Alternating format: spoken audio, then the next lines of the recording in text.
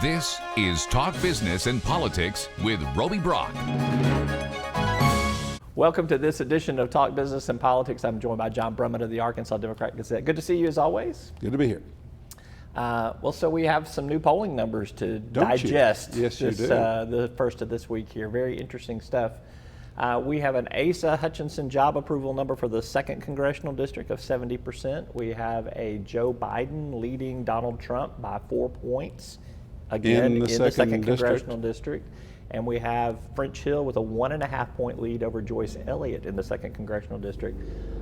I will come to you first with pick any one of those three subjects, and that's where we'll start. Well, I'll take them in ascending order. Okay. Asa Hutchinson to start with. You released that one first. 70% is like, wow, that's good. That's Mike Beebe territory almost. It is. And it's 36% strong approve and 34% somewhat approve. It's all approval in terms of his job approval rating, and it's very high, and it's very good, and it belies a lot of the sniping at him that you hear on the left and that I've engaged in. I remember sitting here 3 weeks ago saying in 3 weeks the schools will be closed. They're not. Right. Take that back. So Asa's doing okay. And he's been getting it from his right flank too. Sure. So. But I think both these flanks are, in the main, not all that consequential. I think he's where Beebe was as sort of the center-right, center-left, pragmatic governing. I will say this about his 70%. It's 36% strongly approve or support. Mm-hmm. What's your words? Approve or support? I forget. It was approve. Approve. And it's 34% somewhat approve. Which is lukewarm. Here's what I would bet. If you asked every one of those people who said, yeah, somewhat support, to complete their thought, I bet a great plurality at least would say, somewhat support, yeah, compared to Trump.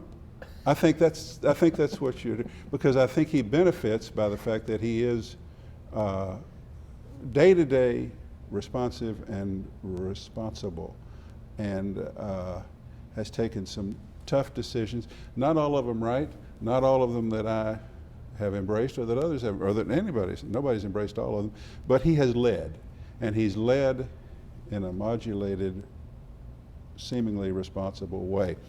So I think he benefits in part by by being compared to the utter mess at the federal level. Yeah, and a word that I use to kind of describe how Asa Hutchinson has led during this pandemic too is he has not been bombastic, which is what you have seen at the national level. Never. And even in some state governors have been a little bit more pushy with the press and the public. That's not his way. On this, and it's not. I've often joked about the fact that he seems to have sort of a short circuit. You ask him something and he's waiting, and you think, oh, are you there? He makes sure that he has thought through the question and the answer. He's always been that way. And some disdain or have critiqued or ridiculed his daily briefing style as spin and grin, or grin and spin. Because he does have a little smile, and he's always trying to be positive. But that's actually his way. And that's actually the kind of leadership that you want, unless you really need to say, folks, we're all going to die if you don't do this right now. You need to try to balance the competing interests, and he has pretty much done so. So that's good for him, 70. And I think this means he's got to still be a factor in Arkansas politics. He's got 2 years left. I'm already writing about it, the race to succeed him, because it fascinates me, and it should fascinate a lot of us, and it's worrisome. But there's a Senate seat. Bozeman is running again, I guess, but I don't know. I don't think Asa is done in electoral politics. I'm not sure exactly where or how, but he's a lawyer. There could be a Supreme Court seat open. He didn't make Trump's list. Oh, I'm talking about at the Arkansas Supreme Court. Oh, that. There would be no. Would that be stepping down to be a Supreme Court justice? To this Supreme Court? you might want to bite your tongue on that one. Okay. So. Well, he would be a welcome addition over there. There you go. There you go. Well, let's segue to our numbers on the presidential race again. Is I have said often, it's a congressional district. Look at this. It's not a statewide This number. is a snapshot of 8 counties in central Arkansas. It's 7 counties in central Arkansas, but it is. Oh, it's 7? Yeah, it's 7 counties now. not Okay. 8. Yale County splintered That's off a right. while back. 10 years ago. I think. Yeah, I'm just kind of trying to make you feel good there. Time flies, yeah. Anyhow, this is a congressional district that Hillary Clinton lost by almost 11 points 4 years ago, and now we have Biden with a 4-point lead. What do you think has happened in that 4 years that has made people turn their political thinking? Roby, if I understand your fine poll at all, the answer is in the poll. The answer is there. It's women. Mm-hmm. It's that women generally are outraged by the infantile, irresponsible, belligerent behavior they see in their president. They don't like the way he behaves. And this doesn't mean just liberal women or moderate women. I believe that by some of the slight uptick in numbers for Biden compared to Hillary in the outlying very conservative Republican counties, that there are culturally conservative women who are otherwise with their husbands on, we need a gun in the house and I don't believe in abortion, but they've just had it with what they think they see in the character or absence thereof in this president. So, and I think they look at Joe Biden and they think, okay, he's a good guy. That was the whole point of the Democratic Convention. This whole election, your poll is not just here. This is the national election right now. Suburban women, suburban mothers who voted, who couldn't abide Hillary, settled grudgingly on Trump, largely abandoned the Republicans in the midterms. Now what are they going to do? The Democratic Convention was all about, hey, we know you're out there. He's a bad guy. Look what a good guy Joe is. The Republican Convention is all about, we know you're out there. We know you don't like us. You don't like Trump. How would you feel about a race riot on your cul-de-sac in your suburbs? That's what's going on. Yeah. And it's reflected in your poll. And so that's where the difference is. You know, in the 2nd District, Pulaski County casts 50 to 52% of the vote. And they always vote handsomely favor the Democrat. But it gets wiped out by more pronounced majorities in the immediate suburbs, Saline, Faulkner, and White. And that's different in your poll, Biden, Trump, as opposed to Clinton, Trump, because the women vote. It's an inverse in your poll. Tell me if I'm right about this. Men favor Trump by a wide margin in the Correct. 2nd district. Women favor Biden by that margin. Correct. It is. If you want a gender gap, here is the classic quintessential full gender gap. And there's about a 4-point gap between more women voting than men voting traditionally. I don't want to go on too much about this, but this is the thing. There was a highly acclaimed piece, highly acclaimed by me and many others, in the Washington Post earlier this year called Miranda's something. Washington Post feature on a woman in Georgia named Miranda's Confession, Miranda's Dilemma, something like that. I recommended it to my Life Quest class. They all went, wow, this is it. She's a culturally conservative Georgia woman who loves her husband, and they get along fine, and her husband works on the car, and she takes walks every day, and they have a good relationship. But she told the reporter, she just unburdened herself. You know, I can't do Trump. I did Trump before, but I can't do it, and I can't tell my kinfolks, even though she's telling them to the Washington Post, so they found out, because it's all about the church. It's all about our shared family culture, but I'm having trouble. The reason I like that story was I think that's a microcosm of this thing that we're seeing. Now, whether it holds, here's the question. Can Republicans cause those conservatively inclined suburban women to begin to revert to form and fear liberalism more than they disparage Trump? That's Right. That's where we are. That's what we're going And to that's find out where on that's what- November 3rd. that's or what we're the gonna find votes out. being counted after Yeah, that. yeah. So this is, again, in our poll, we see this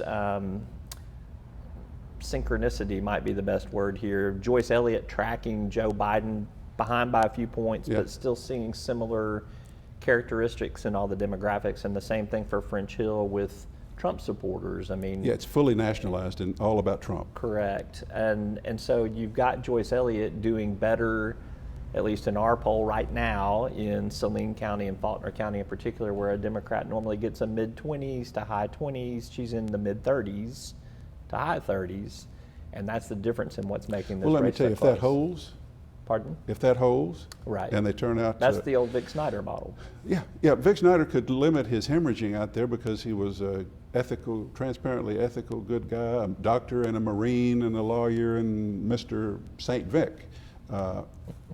That's how you could do it, but that hasn't happened since then. It's showing up in your poll, but go ahead. Is your question, is that a snapshot or how is that going to hold? Yeah, I think the question is, what do you expect to happen between now and Election Day to change that calculus? Here's what I expect to happen between now and Election Day. So get in your bunker and cover up. I believe Republicans look at your poll, and I'm sure their own numbers, and they say, this ain't good. This woman is raising some money because she's on TV a lot. She's got a message for the time, and it's smart. Look at her talking about being a school teacher. Look at her emphasizing education. Look who she's appealing to, these suburban mothers who want the schools taken care of. And she's, we're losing culture, we're losing the women of the conservative households of Benton and Bryant. How do we get them back? We remind them that Joyce Elliott has been called the liberal lion of Arkansas, that she's pro-choice, that she may want to take your gun, we think, that she has said comforting things or supportive things about the Black Lives Matter precepts, not the rioting, but the precepts. I will remind you, Clark Tucker was supposed to have been a strong candidate 2 years ago, and should have been. And your polling and his polling, you put them together, I'll just sort of round this off. He got within 5 points. Mm-hmm. And then Tom Cotton, of all people, with a PAC, Political Action Committee, came in to do French's dirty work for him, because perhaps Cotton was worried that if Tucker had won this congressional seat, he would become a rival for the Senate race too. Maybe. Or maybe Tom just wants to help all the right-wing causes that he can, wherever he can. But what Tom Cotton's PAC did was run ads tying Clark Tucker to immigrant youth gangs. MS-13. MS-13. He was soft on killers, basically. And how did he do that? It wasn't so much on TV. If your analytics are good, he identified the Trump voters in the outlying counties, and they got pushed online to these videos. You don't have to buy the ad on TV. And then they got direct mailings.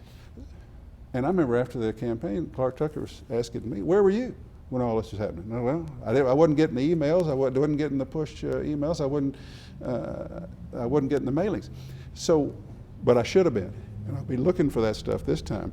But I'm just telling you, it's my column tomorrow, and Joyce Elliott will tell you that I'm cynical and negative and she's going to get all exasperated. But my lead tomorrow is, unfortunately, she's running a good race. By that I mean you're getting ready to get smeared. That's what we're going to have.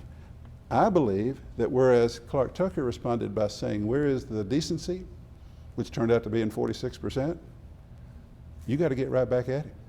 Because the reason you're as close as you are, Joyce Elliott, is because these women think Trump is horrible and they think French Hill is an anemic enabler. You better hit that. And you better show that picture of French Hill in the Rose Garden laughing happily that the House Republicans just passed a bill doing away with equitable coverage for pre-existing conditions. I think we're getting ready, thanks to your poll, thank you very much. We're getting ready to have some serious cross-smearing going on from here throughout. Now there are those who think all of that will backfire on Republicans in the current climate. I don't. I think the support for Joyce among women in the outlying counties is soft It's Trump-based, and it has to be hardened by tying Hill to Trump and saying why and reminding. Whereas the Republicans will come at you with the Black Lives Matter and pro-choice and guns and those sorts of things. That's what do you think I'm overstating what's likely to happen? I think that we will be able to tell when we see the reactions that come out over the next Did week you see to the 10 reaction days. yesterday? Yes. But the next week to 10 days, Yeah, paid media and social media are going to be pretty telling. Yeah, we'll know by the time we sit here next week if that has started coming. But yesterday afternoon, the statement to the Democrat Gazette and maybe generally from French Hill's campaign chairman. Yes, Judith Rogers. We feel good no matter what this Roby Brock's numbers are. We feel good because the people are going to be reminded that Joyce Elliott has a radical liberal agenda. Leftist agenda, radical leftist agenda. Leftist is worse than liberal, Yeah. I think. I don't know. For some reason, they must have told radical leftist agenda. I wouldn't be surprised to see video of tear gas around the state capitol, rioters, juxtaposed with some supportive, racially progressive statement that Joyce Elliott had made. I wouldn't be surprised to see that. And then I'm advising her to get right back. I don't call for counter punching. I call for counter fomenting, basically, because You may have coined a new phrase right there. Well, counter fomenting. I've never heard that before. I just think if we've really got a close competitive congressional race this far south in this red estate, and I think at the moment we do. A lot of what Joyce Elliott has done has been under the radar. Not under the radar, but without facing the negative attacks that are coming. I think you have quantified something that is going to prompt the political competitors to get rough. I think so. Next 5 to 6 weeks will be rough and tumble politics here in Arkansas. But you know what? We haven't. This will be fun. You know, I mean, there'll be something to cover. There's a fun element to it. There's also a distressing element to it, Yeah. and there's a line there, and going over it is what I worry about. But good for you. Good poll. Your polls are always good. They at least stir some good They stir conversation stuff between up. you and me. And they always bear out. And I mean, you know, maybe, I mean, the message you're saying, and the point you make to people is we're not saying necessarily that the race is going to be these numbers. We're saying that this is where the movement where the movement is. This is what the trend is. This is what is working for her, and this is what is hurting him. And at that particular day, with this particular number, this is what we got. And that's what's going on. And I think you properly identified what's going on. Joyce Elliott's on TV a lot with some wonderful advertising as a nice teacher who donated her kidney to a relative. I mean, oh, that's great. You know, wonderful Joyce. French Hill, bad ad about cell phone taxes or something. You produce this, that's where the race is. But that's just sort of a guidepost. That's something for the two sides to look at and say, what do we do now? We will poll this race again before Really? Election Day. Yes, I mean, I don't see how we can't at this juncture. Now we got You're to going to see do a how whole poll again another in second district. 3 to 4 weeks of whatever's going to come. Well, I'm I glad think it's you going are. to change the calculus again, and I think we ought to be I would looking remind. at to see what's working and what's not. I think the Tucker got to 5, got attacked, fell back to 10 to 12, closed to 6. Right. We'll see what happens. We'll see what happens. Yeah. All right. John Brummett with the Arkansas Democrat Gazette. Good to be with you. And you, a lot of fun. All right. That's all for this edition of Talk Business and Politics. Thanks for watching. You'll find us at the end of a lot of long country roads, covering over 60% of the great state of Arkansas. Our 17 electric distribution cooperatives are working day and night to provide reliable, affordable power to over 500,000 homes, farms, and businesses, just like yours. The Electric Cooperatives of Arkansas, your local energy partners.